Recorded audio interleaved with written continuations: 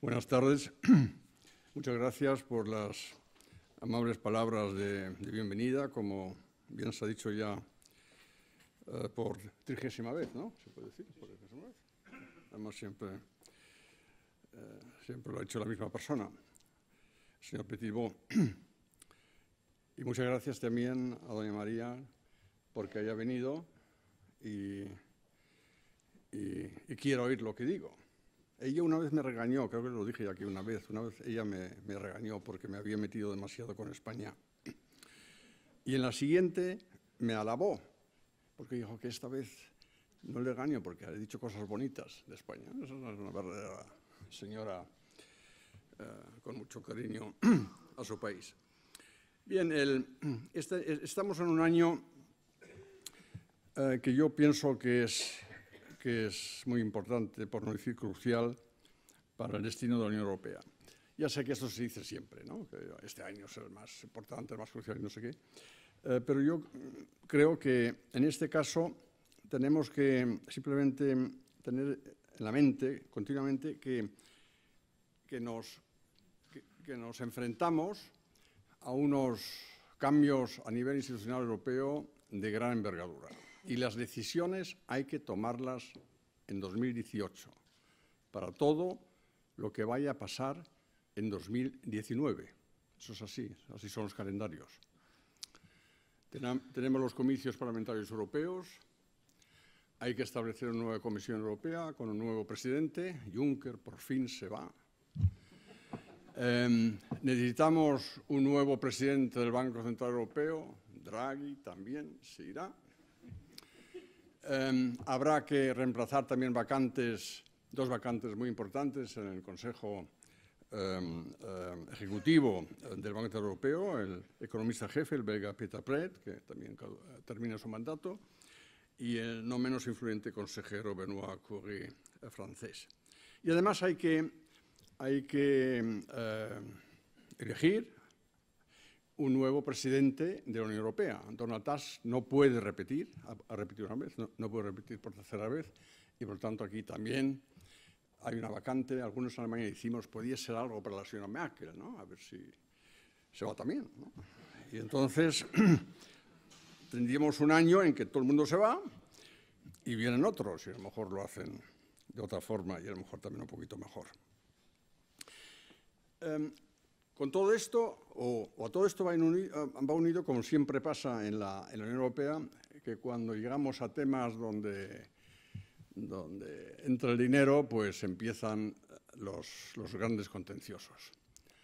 Y aquí volvemos a lo mismo. Hay que aprobar ya este año el próximo marco financiero plurianual, son siempre 7 años, que abarcará el periodo de 2021 a 2027. 21 parece muy lejos, da igual, hay que decirlo este año.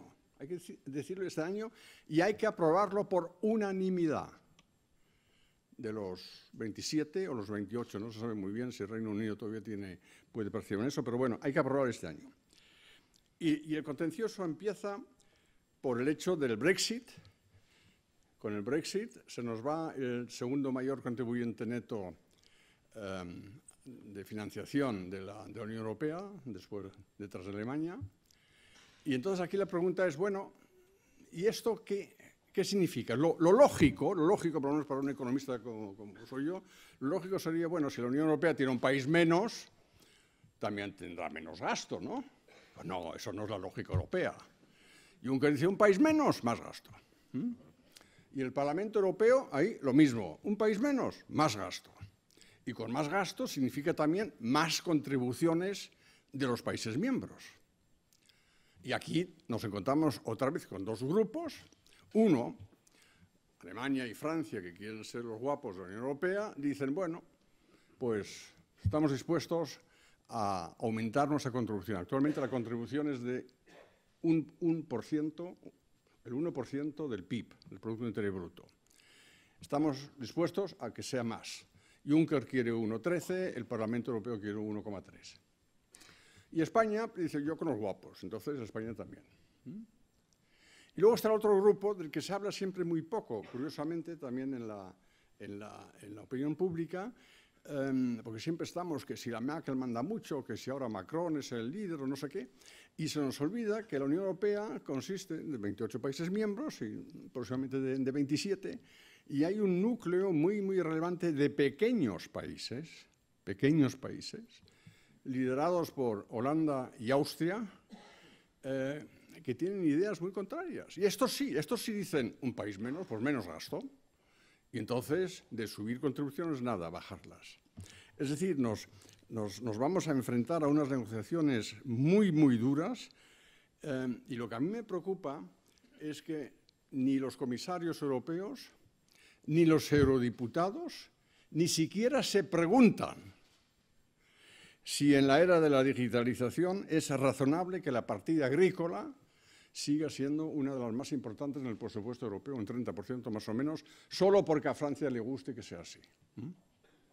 Lo lógico sería aprovechar ahora, con todos estos cambios que tenemos, un país menos y además las nuevas tecnologías, pues la agricultura, bueno, a ver un poco más para atrás y vamos a invertir, vamos a dedicar recursos que establezcan las condiciones adecuadas para que se pueda aprovechar al máximo esta nueva tecnología. Pues bien, todo esto hay que decidirlo en este año y por eso yo este año lo llamo el año de la ventana de la oportunidad. 2018, el año de la ventana de la oportunidad, para que la Unión Europea aborde todos los temas importantes que tiene sobre la mesa, el Brexit, la política migratoria, la transición energética, la creación del mercado digital, en fin, todo ese tipo de cosas.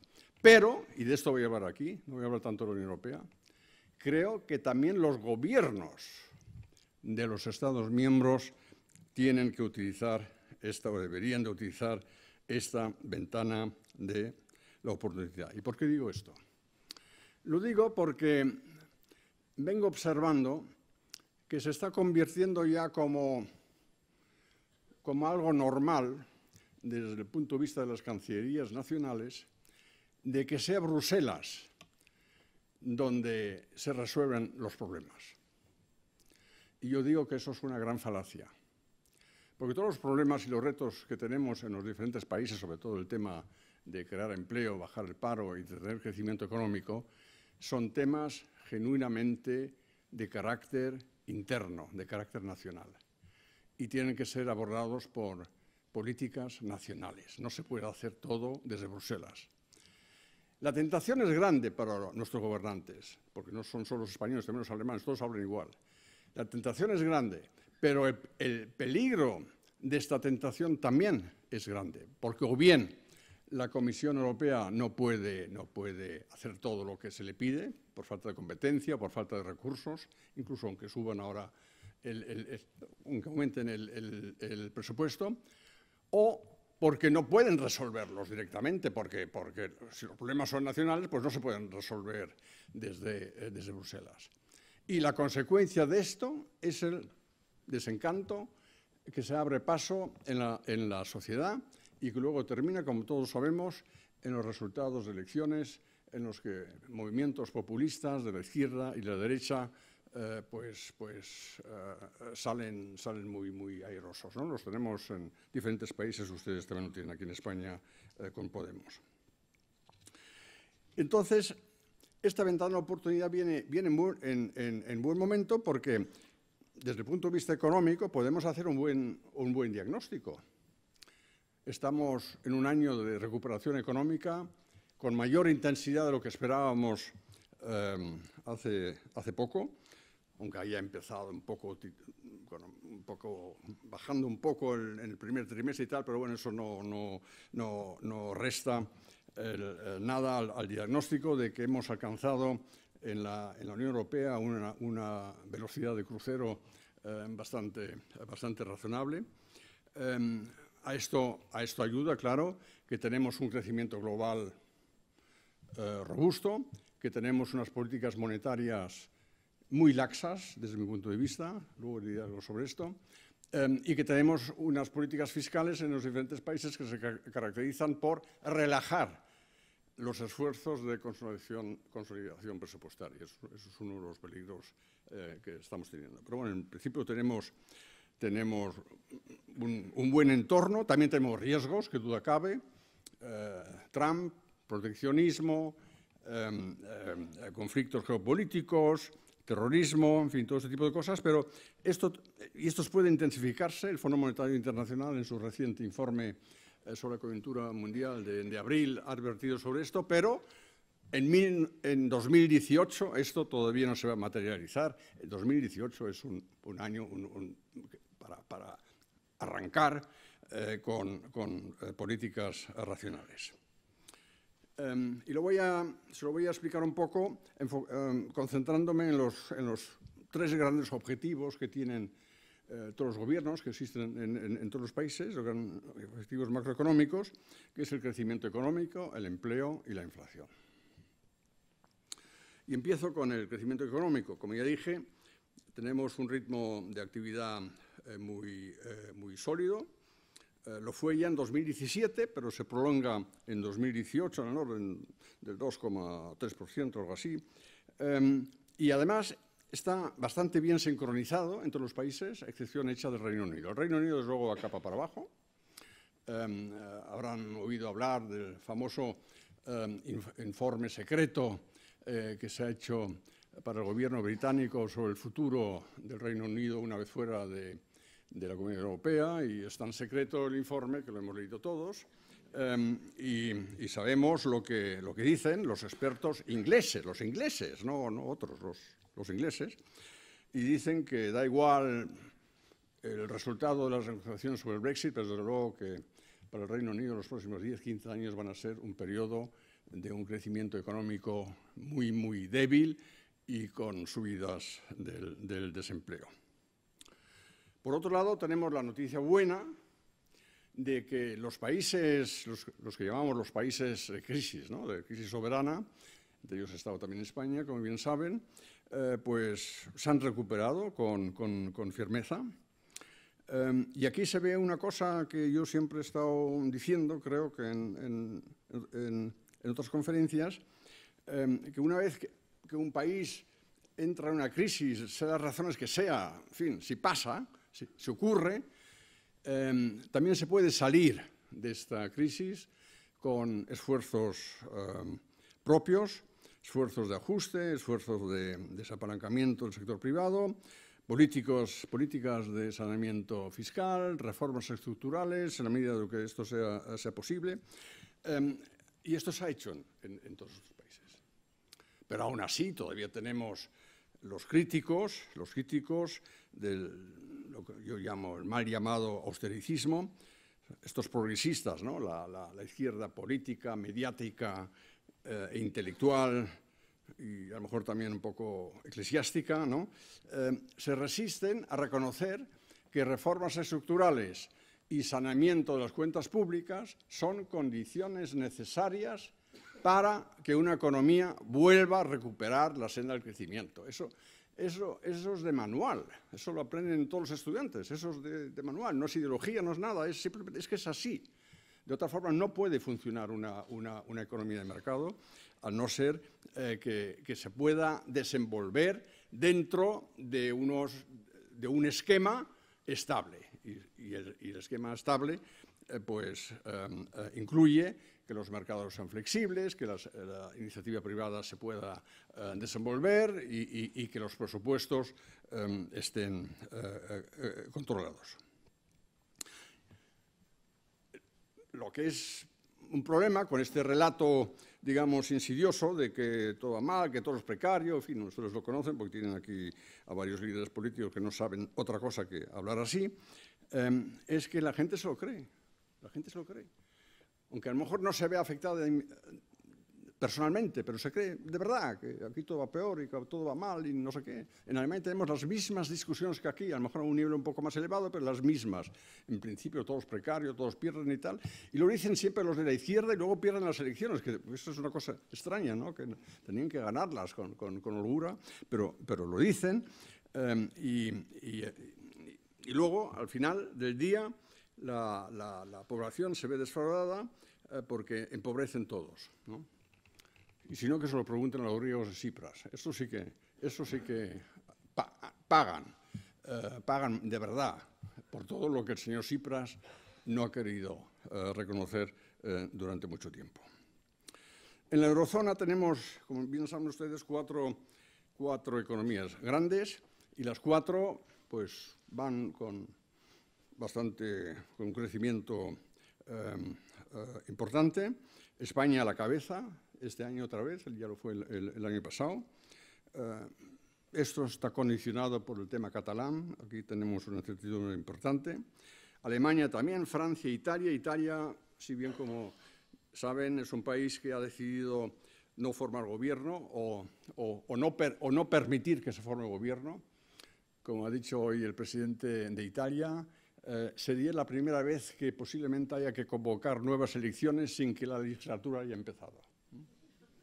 Eso, sabemos muchas cosas de Italia, ¿no? Con 40 y tantos gobiernos que han tenido, que muchos italianos a mí siempre me han dicho que a ellos no les importa tanto, porque si un gobierno no dura mucho tampoco puede hacer muchas tonterías, ¿no? Y entonces pues es mejor tenerlos así, ¿no? Siempre nuevas elecciones están entretenidos entre ellos, pero qué duda cabe que en la eurozona y en la Unión Monetaria Europea necesitamos que los grandes países sean políticamente estables, ¿no? Porque si no ya sabemos cómo reaccionan los mercados financieros y sabemos lo que son los efectos contagio cuando empiezan las famosas primas de riesgo, etcétera, etcétera, etcétera. En Alemania tenemos actualmente un verdadero boom coyuntural como no lo hemos visto desde la reunificación alemana.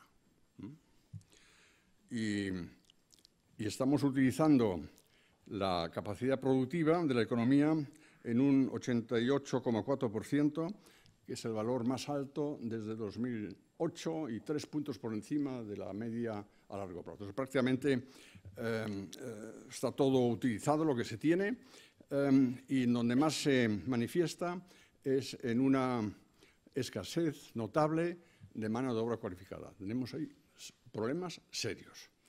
Muchas empresas se quejan, no pueden cubrir vacantes y por eso creo que todo esto terminará desacelerando el ritmo de actividad con independencia de los riesgos geopolíticos que he mencionado antes.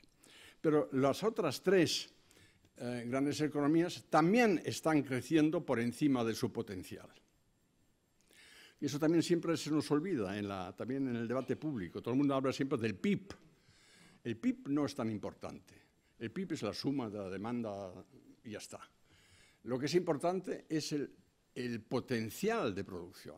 Es decir, la capacidad que tiene una economía con los recursos propios y con lo que le viene de afuera, llámese inversiones directas extranjeras o afluencia de capitales financieros, para poder crecer y para crear empleo. Eso es lo que le llamamos en nuestra jerga económica, llamamos el potencial de crecimiento.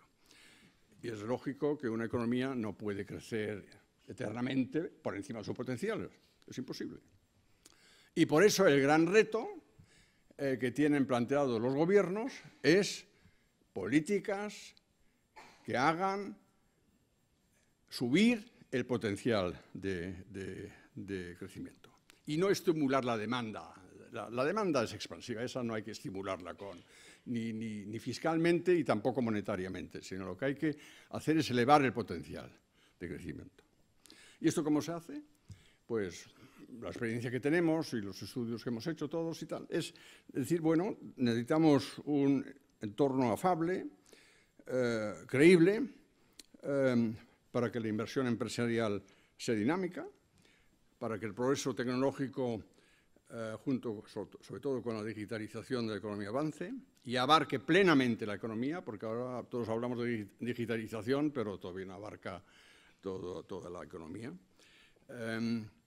Luego, muy importante, necesitamos cualificación profesional de las personas y necesitamos también una inmigración guiada y selectiva, nada de, como dicen ustedes ahí en la Cibeles, refugee welcome, esa es la mayor tontería que he leído.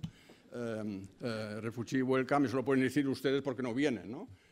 Pero si le vinieran como han venido en Alemania millones, ya me gustaría ver si se establece aquí medio Marruecos, sabe lo que dicen, ¿no? A ver si también siguen diciendo refugee welcome, ¿no? No, tiene que ser guiada Y tenemos que ser egoístas, sí, tenemos que ser egoístas, como son Estados Unidos, Canadá, Australia, todos los países que tienen una política de migración, tienen política de migración selectiva, buscan lo que ellos necesiten, lo que complemente la oferta del factor trabajo propia para ampliarla en su conjunto y de esta forma tener un elemento fundamental para elevar el potencial. Y luego necesitamos también una tasa de participación laboral, sobre todo la femenina, más elevada que la que tenemos ahora, y también que se prolongue la vida laboral. Eso de pensar que a los 65 años hay que jubilarse, como pensamos en muchos países, y cómo se configuran los sistemas de pensiones, eso es del siglo XIX. Entonces era así, entonces era un gran objetivo, ¿no? Pero hoy no. Hoy vivimos cada vez, nos hacemos mayores, vivimos más tiempo y tal, y el que quiera trabajar más, pues que trabaje más, ¿no? Que se le permita trabajar más, y ya está, ¿no? Lo que estoy diciendo es prácticamente, en estilo telegrama, robustecer los mecanismos de la economía de mercado. ¿Y esto cómo se hace? ¿Cuáles son las políticas económicas racionales? Pues son políticas que se orientan, como decimos, hacia la oferta de la economía. Oferta de la economía significa la parte de la economía donde se toman las decisiones sobre inversiones. La parte de la demanda sería el lado de los consumidores, ¿no? Donde se toman decisiones para comprar productos de consumo. Eso puede ser importante para otras cosas, pero no para lo que estamos hablando aquí, para elevar el potencial. Y esto incluye impuestos sobre la renta, impuestos sobre sociedades moderados. Y nada de eso, y estoy completamente de acuerdo, como ya se ha insinuado aquí, pero el señor Petitbó, nada de crear nuevos impuestos, ya sean tecnológicos o de otra índole, como dice el señor Montoro, que eso, claro, siempre se vende diciendo, claro, es que son estas grandes empresas y hacen, no sé, no pagan impuestos, no sé qué, no sé cuántos. Mi ministro en Alemania también siempre dice eso, ¿no? Siempre se mete con Irlanda, que claro, eso es competencia desleal y no sé qué y no sé cuántos, y que suban los impuestos sobre sociedades, y yo siempre digo, pues bajen los alemanes, ¿no? ¿Por qué tienen que subir los irlandeses los impuestos sobre sociedades si les viene muy bien y les van ahí todas las sociedades? Pues que aprendan nosotros, vamos a hacer lo mismo, ¿no? Porque España baja el impuesto sobre sociedades y les puede decir a Amazon y a todos esos, mira, aparte de que no vas a pagar más impuestos que en Irlanda, encima tienes sol, ¿no? Vende eso. Pero no, se quejan, y todos contra Irlanda para que suba el impuesto sobre sociedades. Es la clásica forma de pensar de políticos que no han entendido lo que es la competencia y que no han entendido que gran parte de nuestro bienestar proviene de que haya competencia. Lo conocemos todo y nos parece fenomenal que haya competencia en los supermercados y entre los supermercados y tal, porque podemos comprar las cosas un poco más baratas y tal. Pero en cuanto se trata de políticas fiscales, se les olvida. Es decir, impuestos moderados. Regulaciones administrativas, sí, necesitamos regulaciones administrativas, pero que sean eficientes. Inversiones públicas, pero inversiones públicas donde hagan falta de verdad. No construir aeropuertos donde no hacen falta o cosas de estas, sino donde hacen falta de verdad. Luego, limitación del gasto público, como ya dije, y reducción de la deuda soberana acumulada. Si hiciéramos esto, tendríamos también presupuestos fiscales saneados, sostenibles, y no necesitaríamos ninguna capacidad fiscal europea, como se ha inventado la Comisión Europea, algo adicional, ¿no? para paliar posibles perturbaciones cíclicas que puedan afectar a un país u otro, sino podíamos, cada gobierno, cada país por sí mismo, tendría dos herramientas fenomenales para contrarrestar perturbaciones cíclicas. Una, dejando funcionar los estabilizadores automáticos, es decir, si hay recesión, hay menos ingreso tributario, hay déficit y ese déficit se acepta.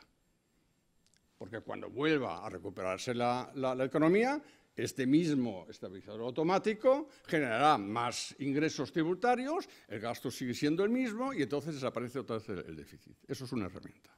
Y la otra, si hiciera falta algo adicional de medidas fiscales expansivas, habría margen, porque como los presupuestos están saneados y como Maastricht permite un déficit hasta el 3% del PIB, estamos hablando de miles de millones de euros que se podían inyectar a la economía en caso de que hubiera que hacer frente a una recesión. Y no hace falta ninguna cosa adicional. Estos son todos inventos del señor Juncker, de, a ver, algo más, ¿no?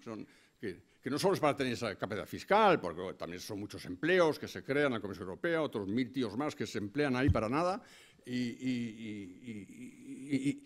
nuestra experiencia, porque se han hecho experiencias con este tipo de capacidades fiscales en Estados Unidos y en Canadá, es que la efectividad es muy limitada, en Alemania también, más que gasto, pues no produce, ¿no? Por lo tanto, mejor es sanear los presupuestos. Voy al segundo tema, el del mercado de trabajo. Yo creo que esto es una de las historias más confortables de los últimos tiempos, de que la creación de empleo sea significativa y el paro laboral siga disminuyendo en prácticamente todos los países. Para este año esperamos en la Unión Europea, en la Unión Monetaria, un 8%, en el orden del 8%, algo menos que en 2017. Seguimos teniendo diferencias notables entre los países, algunos prácticamente con pleno empleo, como Alemania, Austria, Holanda, con pleno empleo. Los del sur menos todavía las tasas de paro son significativas, pero lo importante es que en todos los países vemos una tendencia al alza de creación de empleo, también en España, con mucha intensidad, y en todos los países nos estamos aproximando otra vez a los niveles que habíamos registrado antes del estallido de la crisis hace 10 años. Esto, en parte, que duda cabe, es reflejo también de la recuperación económica, pero también es fruto de las reformas estructurales emprendidas por los gobiernos. ¿Por qué? Porque ¿qué han hecho estas reformas estructurales?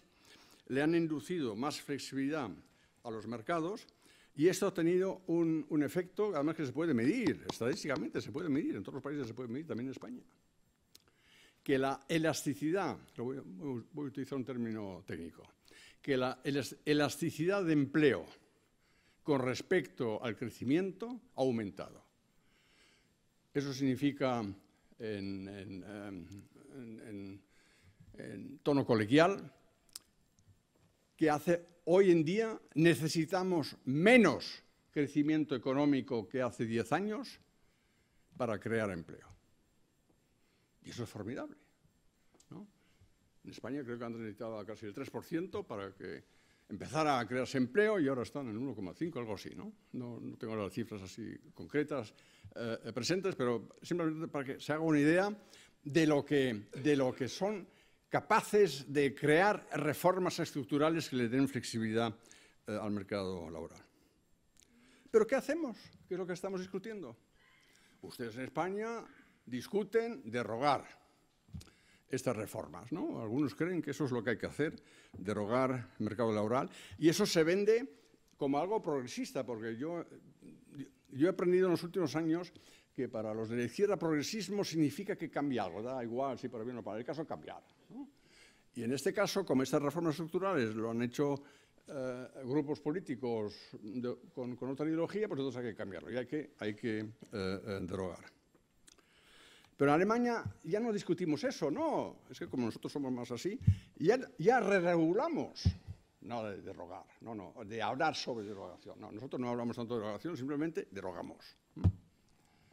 Y hemos empezado con este fantástico gobierno de la gran coalición que tenemos ahora otra vez, de reducir, restringir el uso de contratos temporales renovables, que es lo que le daba mucha flexibilidad a las empresas, con lo que también estaba mucha gente satisfecha. Yo lo sé por las entrevistas que se han hecho y tal, pero bueno, se les ha metido en la cabeza que eso es una cosa, como siempre, ¿no? Que es la explotación del trabajador y no sé qué, y por lo tanto pues lo vamos a regular. Yo creo que es un error porque, como ya dije antes, en la era de la digitalización, que me parece imparable, necesitamos más flexibilidad y no menos.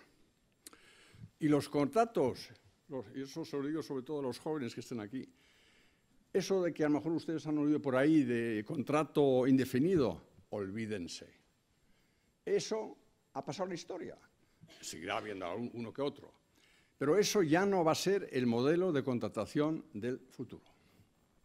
El modelo de contratación del futuro va a ser muy variado, muy diferente, pero va a ser siempre para un tiempo determinado, luego renovable, por supuesto, si uno hace las cosas bien, y no renovable si no las hace bien. Eso es lo que va a ser el futuro. Y les va a ir mejor a los que tengan cualificación profesional. Nosotros hablamos de la prima salarial por educación. Es decir, el que tenga una buena cualificación profesional, el que haya invertido en sus estudios, que no tienen que ser necesariamente estudios universitarios, y menos en las facultades de Filosofía y Letras, sino que pueden ser también cosas muy normales, el ser un buen fontanero, el ser un buen albañil, el que tenga aquí cualificación y sepa hacer las cosas bien, aprovechando las tecnologías a su disposición, tendrá unos contratos con unos salarios muy buenos con esta prima salarial. Y en todo caso yo pienso que es mejor tener un empleo, aunque sea con una remuneración baja tal vez, y a tiempo parcial, que está en el paro. Y tampoco sirve nada, no sirve absolutamente nada, es pura, bueno, ya no sé si es ideología o si es puro engaño, eso de hablar del salario digno, del trabajo digno, ¿no? Como dicen algunos, si con eso despiertan la expectativa en una persona de que podría tener una remuneración, un salario por encima de la productividad que él aporta al proceso de producción en la empresa en la que está trabajando. Eso no funciona, también es de manual. Y por eso digo que es engañoso, es engañar. Porque ¿cómo van a reaccionar las empresas? Yo no conozco ninguna empresa que pague más de lo que aporta el trabajador, ¿no? Porque prácticamente ir a la quiebra, ¿no? No lo hacen. No, lo que hace son lo que llamamos las inversiones de racionalización, es decir, sustituir el factor trabajo, este factor trabajo al que se quería dar más de lo que él aporta, por máquinas. Y eso es lo que hemos vivido en la Unión Europea. Nuestros procesos de producción se han hecho cada vez más intensivos en el uso de capital, y una de las razones son estas, esas de pensar que hay que dar un salario digno. No, usted estudie, aprenda y ya cobrará usted su prima de educación. El presidente Macron lo ha entendido, es el único que lo ha entendido aquí en la Unión Europea, y está tratando de desregular el anquilosado mercado de trabajo francés, a pesar de la fuerte oposición. Los sindicatos franceses están muy politizados, pero mucho más que en otros países, a lo mejor no tanto. Bueno, a lo mejor aquí en España también están bastante politizados, creo, pero en Alemania en general no lo están, pero todos tienen una cosa común. Los sindicatos, que cuando se habla de desregular algo y tal, siempre reclaman la protección de los derechos adquiridos, lo que ellos llaman derechos adquiridos. Y eso es otra falacia, porque ¿qué significa esto? Derechos adquiridos son buenos, derechos adquiridos en función de salarios, de horas de trabajo, de vacaciones, de cosas de este tipo, son buenos para aquellos trabajadores que tienen un trabajo. Sí, por eso sí, claro. Pero para los que lo buscan, suponen una barrera de entrada al mercado de trabajo. Y los sindicatos nunca, en ningún país que yo conozca, los sindicatos nunca se han interesado por la gente que está en paro. Nunca. Nunca. Sino siempre se interesan por sus militantes los que tienen trabajo. En Alemania, por ejemplo, cuando un sindicato quiere hacer una huelga, pues necesita el voto de sus militantes, tienen que apoyarlo, y además el voto cualificado. Pero curiosamente, los militantes del sindicato que están en ese momento en paro no tienen derecho a voto. Porque igual ellos pueden decir, no subáis tanto los salarios, por Dios, porque entonces mi probabilidad de encontrar un trabajo pues, se reduce inmediatamente, ¿no? En la teoría económica hablamos del problema insider-outsider. Insider, en inglés, es el que está dentro de la empresa, el que tiene trabajo, y para eso derechos adquiridos, todo estupendo. Y outsider es el que está afuera, el que quiere entrar, los jóvenes, los que salen de su formación profesional, los que salen de las universidades, los que buscan trabajo y se encuentran con las puertas cerradas. Pues las gracias a los sindicatos y a los que están dentro. Pues de ahí viene eso. Y por eso lo que hace Macron es decir, esto se ha acabado. Tenemos que abrir los mercados para que todo aquel que quiera trabajar y que traiga una buena formación, pues tenga la oportunidad para hacerlo. Y la prioridad absoluta para esto son las políticas de educación. En muchos países, y sobre todo aquí en España, es muy habitual enfocar las políticas de educación, digamos, desde una perspectiva ideológica y de hablar de políticas buenas y de políticas malas, ¿no? Según de qué lado estemos, o de políticas de derechas y políticas de izquierdas, ¿no? Eso es también una falacia. Yo al menos solo sé distinguir entre políticas educativas buenas y malas. Y me da igual el que las proponga, si es de derechas o de izquierdas. Buenas o malas.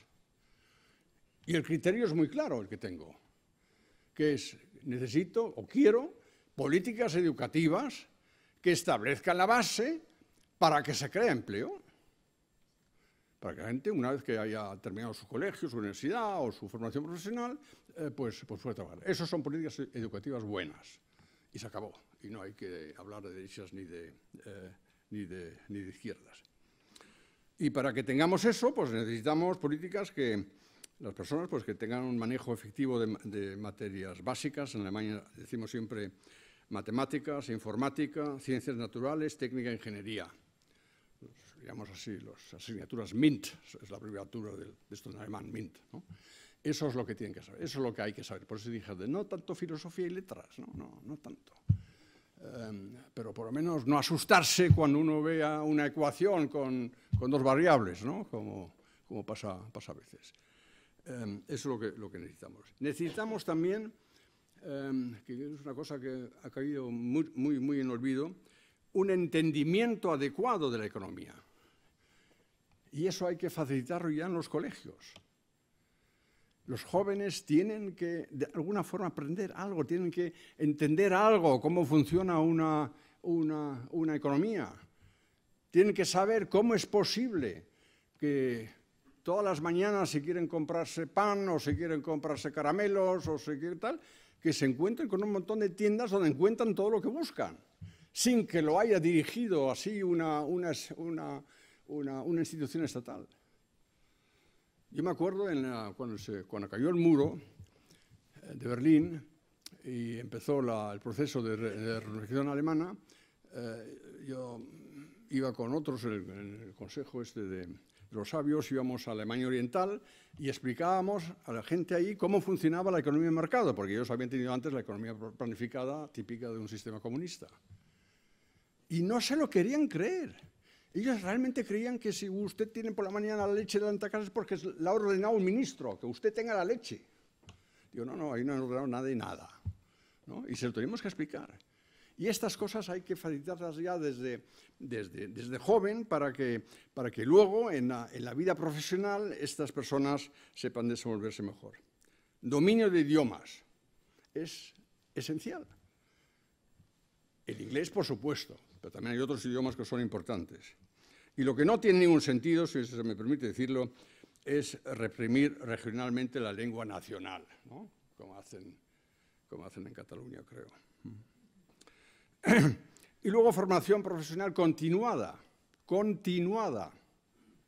porque con estos cambios tecnológicos que tenemos, lo que yo he aprendido hoy, a lo mejor en 5 años o en 8 años es obsoleto. Y por eso hablamos de formación profesional continuada en las empresas, en cursos y tal, hay que seguir aprendiendo. Y muchas de esas cosas también se pueden hacer en Internet. Hay ofertas educativas gratuitas y certificadas de Google, de Udacity, de Coursera, de muchas instituciones. Es decir, hay ofertas, se puede hacer. Lo que pasa es que hay que querer hacerlo y sobre todo los gobiernos tienen que ponerse, digamos, tienen que abanderarlo y tienen que decir, vamos a hacer este tipo de cosas, que es mucho más importante que discutir de políticas de izquierdas o de derechas en la política de educación. Lo que el gobierno tiene que tener claro que él también tiene que aportar lo suyo para que todo lo que esté relacionado con la digitalización pueda aprovecharse. Y este es el famoso tema de las infraestructuras de la banda ancha fija de Internet, que en los países europeos, a diferencia de Estados Unidos, a diferencia de China, a diferencia de Japón, a diferencia de Corea del Sur, pues son bastante insuficientes. Y además tenemos un exceso de regulaciones específicas que obstaculizan la actividad digital. Ponemos barreras de entrada a plataformas, se conoce el tema del servicio taxista, farmacias, hoteles, alquileres turísticos en vivienda privada, por todos los lados donde aparezcan nuevas actividades, emprendedores, como lo llamamos y como se llama también aquí en esta Fundación Rafael del Pino, donde prácticamente enfocan esto con mucho rigor, este tema de los emprendedores. Cada vez que aparece un emprendedor y tal, hay que pararle. Eso es lo primero, ¿no? Los taxistas, cuando vino Uber, hay que pararlos. ¿Por qué? Porque si los que estamos en el centro de todo somos los usuarios, los taxistas es un grupo de interés. Yo no entiendo que nos guste la competencia, por supuesto. Yo lo entiendo. Pero eso de que enseguida los gobiernos estén dispuestos a decir, claro, es que no sé qué, no. Si viene un Uber o las farmacias o alguien quiere alquilar su vivienda para turistas, pues que lo haga. Por supuesto que pague impuestos, todo ese tipo de cosas, de acuerdo.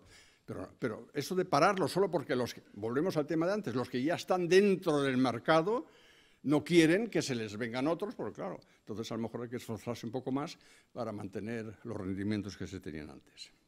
Eso en la teoría del public choice lo llamamos rent seeking y rent defending, es decir, búsqueda de rentas a costa de otros y defensa de las rentas que he adquirido y que no me los quite nadie, ¿no? Así no vamos a ningún lado, esto no puede funcionar. Y ya el tercer punto, el tema de la inflación. También aquí podemos decir el 2018 nos ha traído una noticia que yo creo buena. A mí no me ha sorprendido mucho porque yo nunca he estado de ese lado, pero bueno, ha habido muchos, empezando con el señor Draghi, que en los últimos años no podían dormir por la noche porque veían el riesgo de una gran deflación que se nos aproxima, que tenemos encima, porque las tasas de inflación eran tan bajas, ¿no? Y entonces tenía ese riesgo tal. Y una deflación, claro, una deflación es un problema.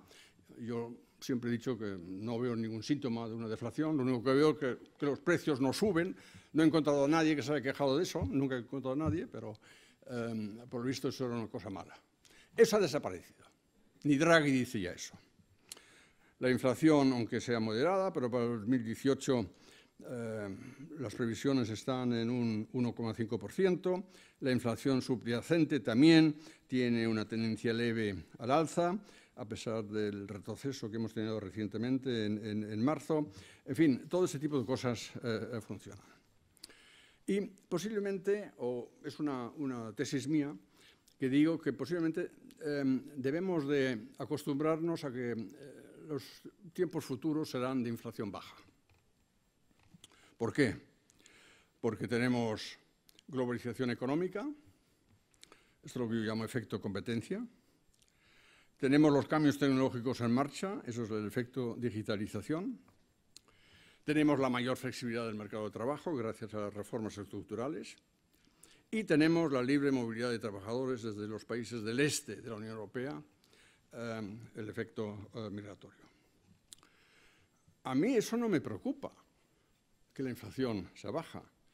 Y creo que también desde un punto de vista, digamos, también es positivo desde un punto de vista económico, porque hay una mejor asignación de los recursos, también desde el punto de vista social, porque se protege el poder adquisitivo de los salarios y de las pensiones, y también desde un punto de vista político, porque no tenemos un impuesto subrepticio, como es la inflación, ¿no? Aquí Montoro no tenía que hacer nada, ¿no? Si no con más inflación estaría contentísimo, ¿no? Porque ni siquiera tiene que pedir al Parlamento que lo apoye, pero todos conocemos el principio democrático de no taxation without representation, es decir, no puede haber impuestos que no hayan sido aprobados en un Parlamento democrático, por eso también es bueno.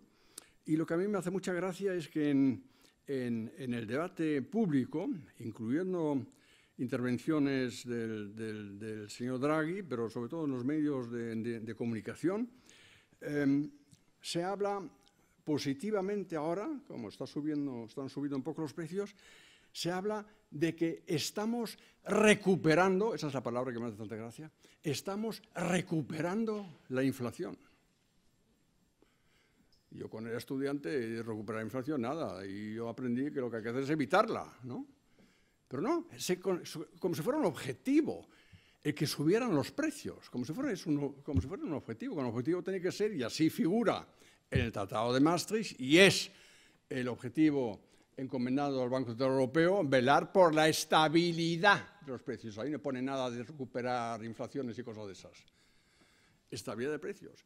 Y que el Banco Central Europeo en su día haya definido este objetivo como una tasa de inflación por debajo, pero cerca del 2% a medio plazo, es una decisión que han tomado ellos, pero ahora la podían bajar por las razones que acabo de dar antes. La curva Phillips, como la llamamos nosotros, la famosa curva Phillips, la que relaciona variaciones de la tasa paro con la tasa de inflación, está más aplanada hoy en día y, por lo tanto, pues no aspires al 2%, sino aspira al 1%, pero no me hables de recuperación. Pero bueno, ¿qué es lo que vas a hacer para que llegues al 2% y estés contento, ¿no? Con todas las distorsiones que eso produce, más el impuesto subrepticio que esto significa, sobre todo sobre los patrimonios. Y por eso pienso que el Banco Central Europeo tendría que cambiar su política. Sabrán ustedes o recordarán que desde junio de 2014, o sea, más de 4 años ahora, mantiene el tipo de interés anormalmente bajo en el 0,15% y luego ha acumulado con la compra esta de activos, ¿cuánto es? 2,5 billones de euros en su balance. Es el mayor, digamos, el dueño de la Unión Europea, por decirlo de alguna forma en términos monetarios. Y esto no es bueno porque incorpora un riesgo difícilmente controlable financiero, por un lado, porque aparecen incentivos perversos en los mercados bursátiles inmobiliarios, ya los tenemos, incluso en Alemania también ya hablamos de pequeñas burbujas inmobiliarias, cosas de estas. Aquí en España ya lo estoy observando, ya empieza todo otra vez, igual como antes, como si no hubieran aprendido nada de la crisis, todo otra vez igual. Claro, si los tipos de interés son tan bajos, si la financiación no cuesta prácticamente nada, el dinero es gratis, pues pierde su función conductora. Luego tenemos un impacto adverso en los balances bancarios en cuanto cambien los tipos de interés, que alguna vez cambiarán, claro, entonces van a tener un problema muchos bancos. Y luego está la tentación a los gobiernos diciendo, bueno, mientras que los tipos de interés son tan bajos, pues yo me puedo endeudar y el coste financiero pues no pesa demasiado en el presupuesto. Y todos sabemos a dónde conduce esto, porque lo hemos vivido. Yo ahora ya estoy hablando de lo que hemos vivido. Yo no tengo que hablar de teoría económica, sino de lo que hemos vivido. El Banco Central Europeo cumplió su papel en la recesión hace 10 años y lo hizo bien. Y luego también, digamos, se puede decir que su política de compra de activos y cosas de estas se podía justificar, como se ha hecho oficialmente, para comprarle tiempo, esos fueron los términos, a los gobiernos para que hicieran las reformas necesarias de saneamiento presupuestario y de reformas estructurales. Algunos han aprovechado ese tiempo y España, el presidente Rajoy, es un ejemplo, lo han aprovechado. Otros, como Italia, no lo han aprovechado. Pero ahora ya no puede hacer más. Mire, en la teoría de la producción tenemos una ley, las leyes económicas que tenemos, que es la de los rendimientos decrecientes, ¿no? Cuando ampliamos la producción. Y esta misma ley, entre comillas, se puede aplicar también a una política monetaria ultra expansiva si la mantenemos. Lo único que hacemos es llenar el sistema con dinero, que algún día eso explotará, pero no conseguimos ya nada, digamos, en términos de mejora real de la economía. O dicho de otra forma, la política monetaria no puede sustituir las políticas estructurales de los gobiernos y, por lo tanto, debería de normalizar su política, restablecer la función conductora de los tipos de interés, que es un pilar de la economía de mercado. Y entonces, para hacer esto, me he anotado aquí 4 pasos que habría que hacer, lo voy a decir muy someramente. Lo primero, y puede parecer como no muy importante, pero yo creo que es esencial, preanunciar la ruta que se va a hacer. Porque hasta ahora lo que estamos viviendo siempre en las reuniones mensuales del Consejo de Gobierno del Banco Central Europeo son siempre insinuaciones, y a lo mejor sí, a lo mejor no, pero vamos a dejarlo ahora para junio y así continuamente. Esto crea incertidumbre. Hay que decir claramente que vamos a cambiar. Y entonces tendría un efecto colateral interesante porque acabarían las reiterativas controversias en público que se celebran entre personalidades importantes del Banco Central Europeo. En el argot de los agentes financieros solemos distinguir los miembros de perfil paloma, ¿no? Esos son los suavecitos, y ahí es Draghi el principal representante, y luego los otros que son el perfil halcón, que esos son los duros, y ¡pum!, ¿no? Y ahí es Jens Weidmann, el presidente del Bundesbank, el representante. Y esos están continuamente, no sé si eso aquí lo leen los periódicos, pero luego en Centro Europa y sobre todo en Alemania, prácticamente tienen controversias continuas, y eso no es bueno para estabilizar los mercados financieros, porque según lo que oiga uno, tiende más a esto o más a lo otro y toma sus decisiones con las consecuencias que él mismo ni siquiera puede predecir. Segundo paso, pues comenzar con la salida de expansión, hacer el famoso exit, como lo hizo la Reserva Federal de Estados Unidos, muy elegante, como lo han hecho, sin ninguna repercusión adversa sobre la economía estadounidense, el crecimiento y el paro, todo lo contrario, va estupendamente, y eso se puede hacer aquí igual. Claro que no se puede hacer de golpe y porrazo, pero se puede hacer gradualmente y se puede hacer ya empezando este año, porque en octubre, o sea, en septiembre de este año, caduca en principio el programa actual de compra de activos soberanos. Entonces, a partir de octubre se podía empezar con esto. Tercer paso, una vez que se haya iniciado el segundo, es empezar con una subida gradual también de tipos de interés, digamos que a partir de 2019, también comunicado bien, en fin, todo ese tipo de cosas. Y finalmente el último paso sería reducir el abultado balance del BCE con este tipo de activos. Y con esto pues acabaría lo que llamamos el dominio fiscal sobre la política monetaria, y el Banco Central Europeo dejaría algún día ser el mayor acreedor de los gobiernos como está obligado.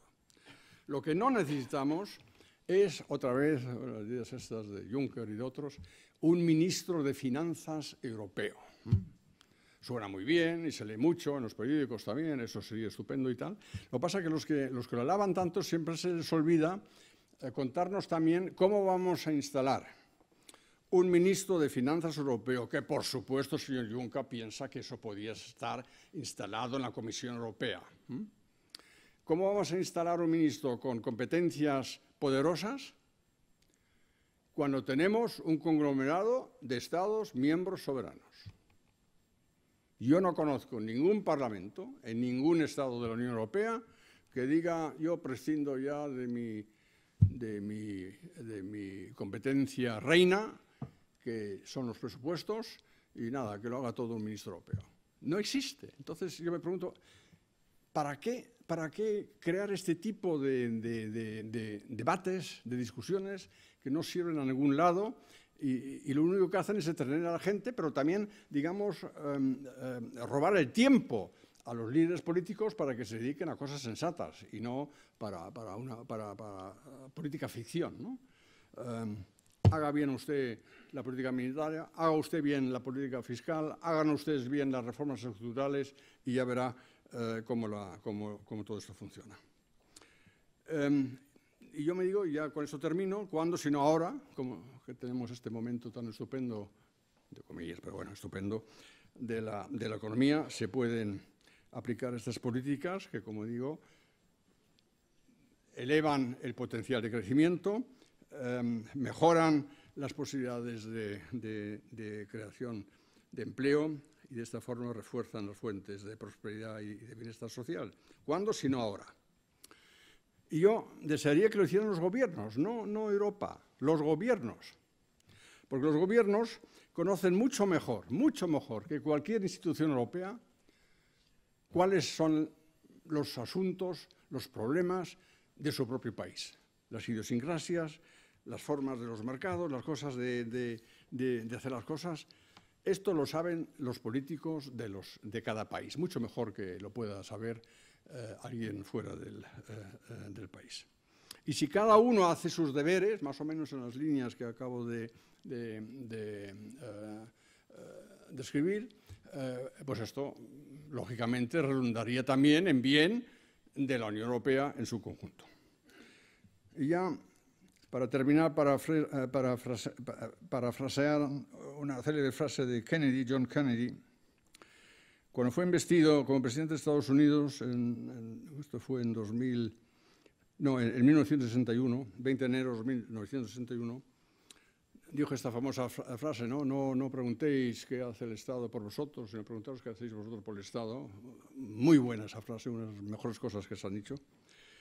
Pues yo esto lo parafraseo y diría, no nos preguntemos qué puede hacer la Unión Europea para nosotros, sino preguntémonos qué hacemos nosotros, los Estados miembros, por la Unión Europea. Y estoy absolutamente convencido de que no podemos eximir a los gobiernos de su propia responsabilidad. Con independencia de la suerte que vaya a correr el plan Macron y con independencia si el eje franco-alemán vuelve a ser locomotor de la integración europea, que sería una cosa buena, pero con independencia de todo esto, tienen que ser los gobiernos los que lo hacen. Y si lo hacen, entonces podemos mirar con optimismo al futuro de nuestros países y también de la Unión Europea. Muchas gracias.